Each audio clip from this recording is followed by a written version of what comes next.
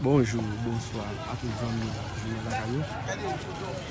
Quand on regarde la photo, Grégory Toussaint, chaque côté, militaire ou photo, nous avons pas ça, nous lâcher, nous jeter, nous chier, nous carrément qui ça c'est nous, même qui a plus dans la caille. Militaire ont lancé une opération, chier tout pancarte qui t'a gagné, photo Grégory Toussaint sur lui. Au journal de la caille, qui est haïtien qui est là.